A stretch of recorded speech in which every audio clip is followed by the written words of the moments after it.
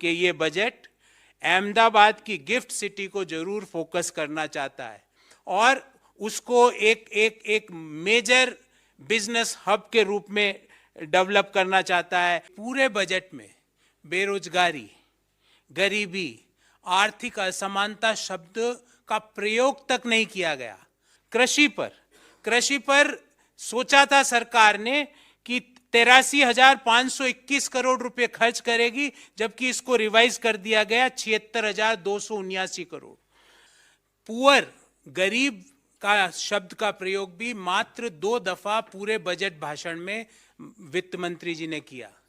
इससे ये समझ में आ जाता है कि ये आम बजट किसके लिए बनाया गया था और इसका फोकस कौन था।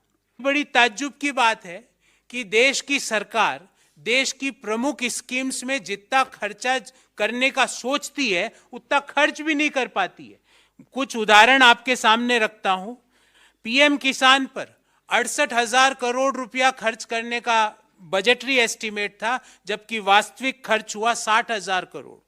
एजुकेशन पर, शिक्षा 1,04,278,000 करोड़ रुपए खर्च करने का बजटरी एस्टीमेट था, खर्च किया मात्र 99,881 करोड़।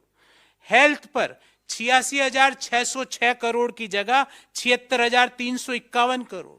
सामाजिक वेलफेयर पे 51,780 की जगह 46,502 करोड़। शहरी विकास पर 76,549 करोड़ की जगह 74,546 करोड़।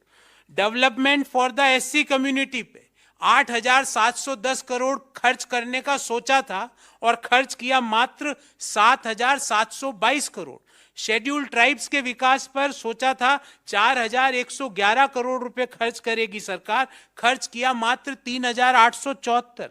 माइनॉरिटीज के डेवलपमेंट पे बजटरी एलोकेशन किया गया था 1,810 और खर्च किया मात्र 530 करोड़ रुपया।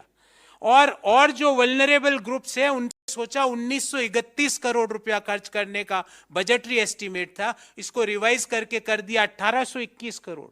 और आप सब लोगों को जान के ताज्जुब होगा कि राज्यों को जो केंद्र सरकार की ओर से जो डिवोल्यूशन के जो पैसा मिलता है उसमें 3,34,339 करोड़ रुपया देने का उनको ट्रांसफर का बजटरी एस्टीमेट था और दिया मात्र 2,70,936 करोड़।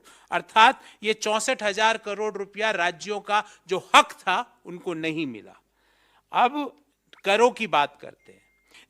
जो पेट्रोल है, डीजल है, सीमेंट है, फर्टिलाइजर्स हैं, इनके दाम यथावत बने हुए हैं। जो जीएसटी की इरेशनल दरें हैं उसमें कोई रैशनलिटी नहीं लाई गई।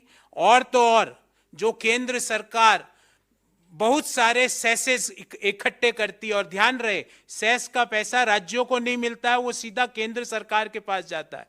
उन सेसेस में भी सरचार्जेस में भी किसी तरह की कोई कटौती नहीं की गई। तो सवाल ये उठता है कि ये बजट से किसका फायदा हुआ। एक बात तो सत्य है कि इससे गरीब लोगों का कोई फायदा नहीं हुआ। जो युवा पीढ़ी है जो रोजगार की तलाश कर रही है उनका भी कोई फायदा नहीं हुआ। जो लोगों को नौकरी से निकाला गया है पिछले 2 साल 1 साल में उनको भी कुछ नहीं मिला।